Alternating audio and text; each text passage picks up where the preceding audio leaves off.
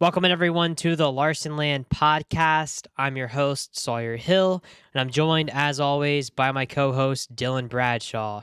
We come on here every single week and talk about all things involving the 2021 NASCAR Cup Series champion, Young Money Kyle Larson.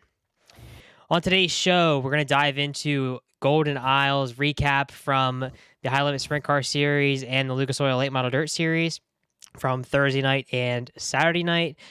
We'll talk about the NASCAR at Atlanta race. A lot of action to unpack there, and then all the upcoming events for Kyle Larson, and of course our random Kyle Larson race of the week to cap off the show. All right, Dylan, let's dive right into this Golden Isle deal. It was supposed to be 3 nights of racing action for Kyle, but ended up only being 2. The Thursday night with the High Limit Sprint Car Series, and then Saturday with the doubleheader for the Deuces Wild. Thursday night, it started off. It didn't really set my expectations too high for the event moving forward. The track wasn't that exciting on Thursday night with High Limit. Kyle started 7th in that race and finished 8th. Was kind of hard for him to pass. Tyler Courtney kind of dominated that one. What were your thoughts from Thursday night to start off?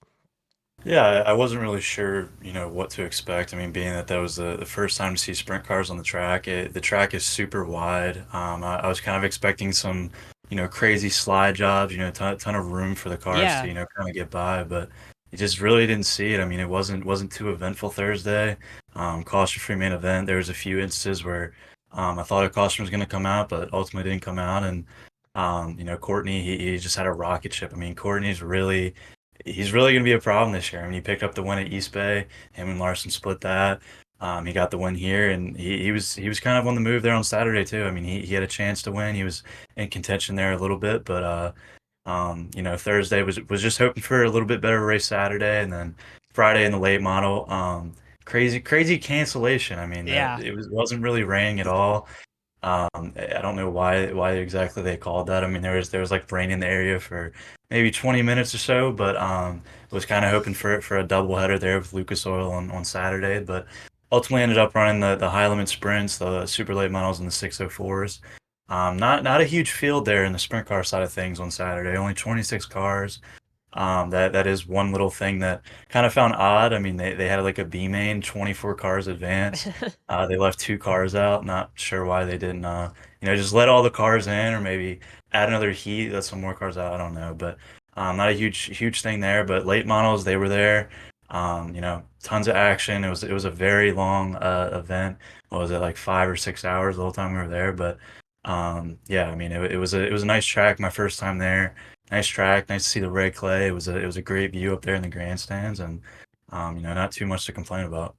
Yeah, I mean, it was definitely. I think my biggest takeaway from the whole week of racing at Golden Isle was really just how I expected the sprint cars, like you said, to just race a lot differently there than what we saw. Like I expected to see, that nice wide surface, lots of slide jobs, like a lot of guys running up against the wall, and it just was not that. It was just completely different. I think that the weather didn't play or it kind of played a factor into that. Saturday it was super windy in the afternoon, so the track got dried out really quick in the night. It was dusty, and it's hard to tell with that red clay. Like it always looks like it's going to be really wet and tacky, and then it went dry fast. By the end of the Lucas Oil late model heats, it was a dust bowl there. So. Yeah, like you said, it was a little bit of a long night. We had some track prep before the A main for the late models, but we'll talk about the sprint car race first. Kyle started 12th in that one, and then ended up finishing 8th. Just one of those deals where the race went green. It went green it went green from flag to flag, right? Was there even a single caution? I don't think there was a single caution Yeah. in the race. I So it don't, went. I don't think there was. There might have been one. I can't really remember. I think there Again, was one it was caution in the late model race, but I don't yeah. know if there was one in this. I don't think there was, but I mean, either way, it was a quick race, and it wasn't a lot of time to do much on any restarts or anything like that. So with the track the way it was hard to get through there. And it was cool to see Jacob Allen pick up the win. Always like to see him win. He's a cool personality and just seems like an overall good guy. But definitely not the couple of nights in the 57 that Larson was expecting to have. Yeah, it was a great battle with Allen, Courtney, and Peck there. The last 5 laps were great, but I mean that is one thing that I have to harp on about. It was just so dusty. I mean, I went back and looked at the flow footage to see if it was any different versus in person. It was way worse on the broadcast. I mean, you could not even make out who was who. They had like the infield cameras they cut to, which you could see fine in that, but it was just so dusty. I mean, I had a little bit of trouble like keeping up there in person, but so I can't imagine anyone that was watching the broadcast. But from what I could see, the last 5 laps were great. Between Allen, like I said, and yeah, cool to see Allen pick up the win. Was kind of expecting more. And then, before the race, it was supposed to be a 30 lapper, ended up being cut short to a Oh yeah. 25. So that was also a little thing that was odd. I mean, it was 30 the whole night. Not really sure when they decided to make it 25, but yeah, would have loved to see a little bit more there, especially with the nice battle we had there at the end. We might have seen a different winner, but Allen, I mean, he had a rocket ship. He was very deserving of the win. Cool person to win, like you said. So, yeah. Yeah, and with that being said, Jacob Allen picking up the win. Tyler Courtney's the points leader now for High Limit. This series is going to be super competitive. We've seen it throughout these first just 4 nights of racing between East Bay and Golden Isle. We talked about it last week on the show. Last week, going into this, Brad Sweet and Corey Day were tied for the points lead, and those guys had nothing to do with anything this week at Golden Isle. So it was interesting to see some different guys up front, and obviously Courtney was up front and won one night at East Bay too. But it's competitive, and I hope it's like this all season long for High Limit. It's gonna be interesting. They don't get back to racing again until I think April, when the Midweek Money Series kicks off with Riverside, which we'll talk about that probably in a little bit. But on the late model side of things at Golden Isle, Kyle started 14th in that race and drove up to 9th. It just seemed like one of those races where Kyle was just trying to do everything he could do. He was up on the top the entire time, in 1 and 2, trying to just run a little bit of a different line than everybody else. 3 and 4, pretty much everybody was around the bottom. And as the race went on, the track went more and more to the bottom. Everybody got stuck around the bottom, and eventually Mike Marlar won because he had a lap car separating him and Brandon Shepard, who kind of exchanged some passes there for the lead at one point, but the track just couldn't hold up for 50 laps. And really, in that one, they could have cut it to 30, and we probably would have saw the same result there. Yeah, I was kind of surprised initially because when they were doing that track prep before the late model feature, I mean we saw it in turn one. I mean there was a huge rut from the grader. I mean I didn't think anyone was going to even be able to run that inside, but it eventually worked its way in. And like you said, Larson, I mean he's running the top, trying to change things up.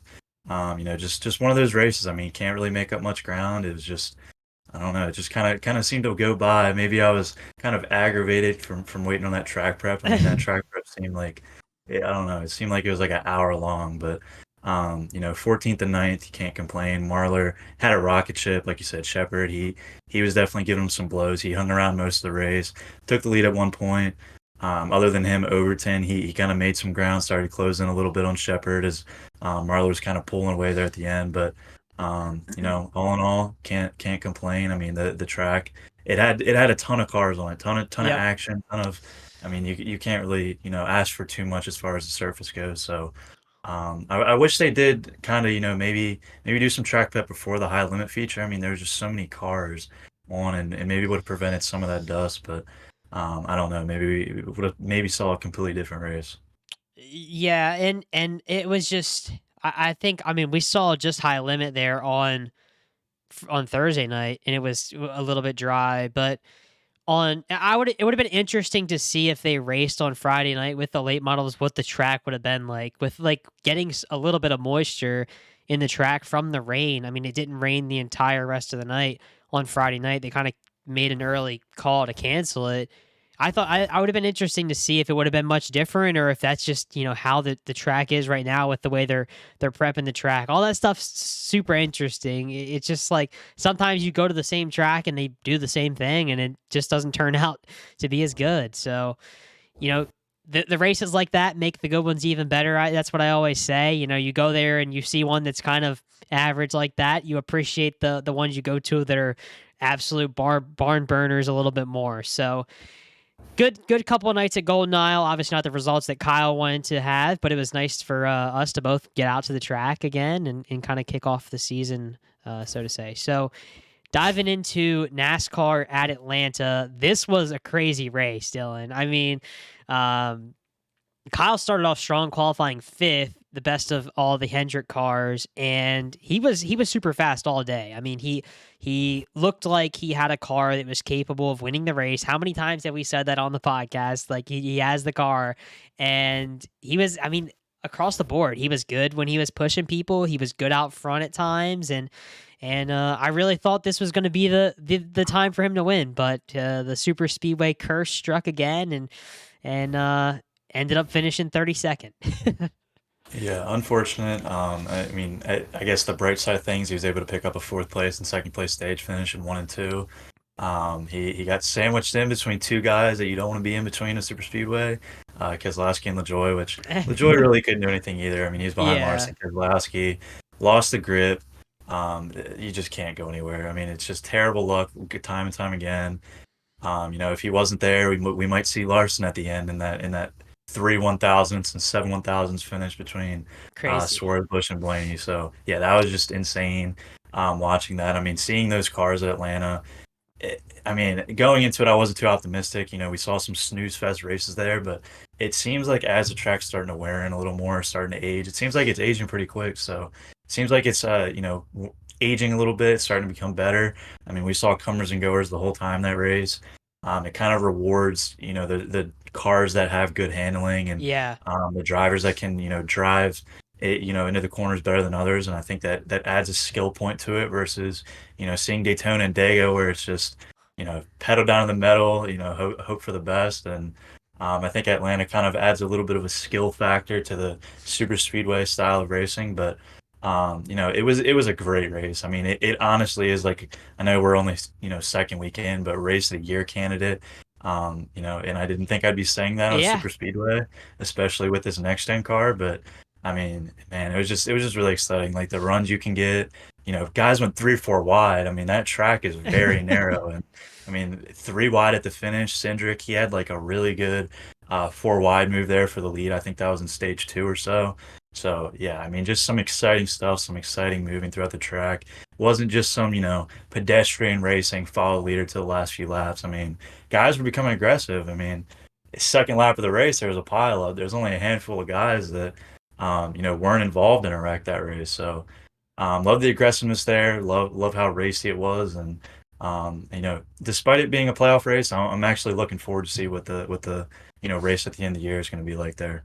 Oh, me too. I mean, dude, I never thought we would be saying it, but I honestly really enjoyed the race at Atlanta yesterday, and I think you hit the nail right on the head. I mean, it's the skill factor kind of played a role into this race. It wasn't just all about, uh, the run. I think the biggest thing was it seemed like to me just watching it that the runs weren't as big as what they were at like Daytona or Talladega, where you can start a line, a third line, like and go right to the front with that easily, or you can. I mean, you can get shook up at Daytona and Talladega really easily, and move out a line, create another line, and go to the front, go to the back, whatever. But at Atlanta, Kyle had a good car. Kyle Busch had a really good car. They went back a little bit sometimes. They were able to get right back up to the front. I mean, you saw the guys that had really good cars up front. Todd Gilliland being one of them, kind of a surprise guy. He was up front the entire race up until the end. I'm not really sure what happened to him. I think he actually finished a lap down or something like that. Um, but yeah, I mean, it was a very interesting race, and then also kind of the different strategy too. Like it wasn't talked about a ton on the broadcast, but like Kyle, they were taking right side tires a couple times when most of the other teams didn't take any. they were going with fuel only stops, and Kyle was taking right sides. I don't know if that was more so for balance or if that was to just to try and get some kind of advantage. I mean, at the end, I think that ultimately is what put him back a little bit in the position of where he got wrecked behind Keselowski, because he came off seventh on pit road on that last stop. But maybe that's why he looked so fast at some points. Maybe that those right sides when the other guys didn't have those extra tires on, maybe that was benefiting him a little bit. Yeah, I mean, it could definitely be the difference maker. He was super fast all day, and it's just very unfortunate. I mean, he was racing so good. We talk about time and time again. He's been so much better on these super speedway style tracks, and this was just a case of wrong place, wrong time. Of course, had a car capable of winning. We'll go back to this one, I'm sure, later in the year. But looking forward to it. I mean, like I said, P4, P2 stage finish. He's still in the top 16 for points. Could be way worse. I mean, he could be one of the guys that had incidents at Daytona and Atlanta. So it definitely could be a worse situation. And I mean, top 16 points heading into a great month, great stretch of tracks for Larson. Honestly, capable of winning every single track in Oh March. yeah. Just crazy to say, but starting off next week with Las Vegas, obviously tons of success there. Very good at Las Vegas, so definitely looking forward to that. What that has in store. Yeah, Vegas is going to be a good one for Kyle. Obviously, the defending winner of that race from the playoff race in October. So looking forward to that. He's always really strong at Vegas and those kind of normal mile and a half tracks like that.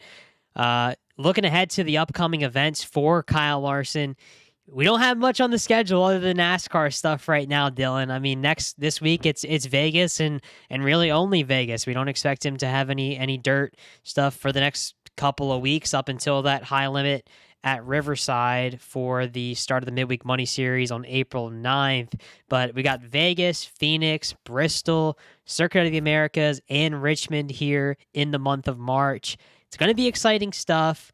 Of these five tracks in the month of March, which one are you looking forward to the most? I mean, I always love Bristol, and I'm glad Bristol's back. No more dirt Bristol. We obviously get to Yes. see two races, on the normal surface. So looking forward to that. Larson's always strong there. He ran second last year in the race that I went to Denny Hamlin, of course. But that was a great race for him. I mean, started last, had that mishap in qualifying, was able to work his way up there and still finish second. So just super strong there. Looking forward to that. Yeah, I mean that's the one I would say I'm looking most forward to. Circuit of the Americas. Not a big fan of road courses, but I would say that's one of the road courses on the schedule that I kind of look forward to. Excited to see how he's going to look there, but yeah, I mean a lot of shorter tracks there at the end of March. I mean you got Bristol, Richmond, and then obviously in April you got Martinsville, and Larson's proven to be stronger in the short tracks. So very good chunk of schedule there for Larson fans. Yeah. I mean, I'm looking forward to Richmond probably just because like I'm going to be there, and you might be there too, actually. So, yeah, excited for that. Richmond was a ball last year with him winning and the whole experience of that. I mean, I never had been to a NASCAR race that he won before, so that was cool to see. And then he followed it right up with another win at Martinsville. So definitely two tracks that he hadn't had success at in the past that now we can kind of look at them this year and say, hey, he's got a chance to win. He can really win anywhere. So gonna be a good stretch for Kyle, and looking forward to the upcoming races for him.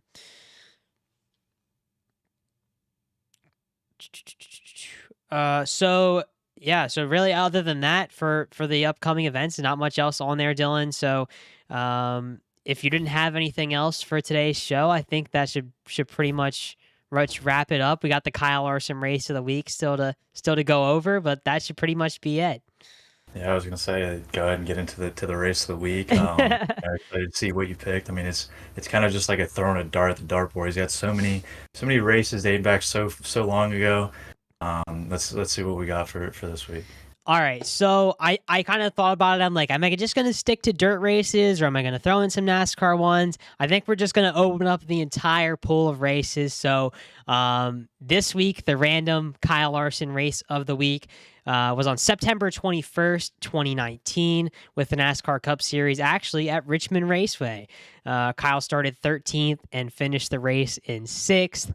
Not much of an eventful day for Kyle in that race. Watched the highlights, and he wasn't shown on the highlights even a single time. So Martin Truex Jr. actually spun out in that race about midway through and came back to win the race. He was in the lead, spun out, and came back to win. So a cool race for Truex, but not much happened for Larson. We'll leave the highlights in the YouTube version, in the description of the YouTube version of the podcast, as always, if you want to check out that random race. But a 6th place finish on that day for Kyle. So I think that should pretty much wrap up today's show. If you're listening to the podcast on Apple or on YouTube, please don't forget to like this video and subscribe. And if you're listening on Apple Podcasts, please don't forget to follow our podcast so you do not miss a thing. Hope you guys have a great rest of the week, and we will see you in the next episode.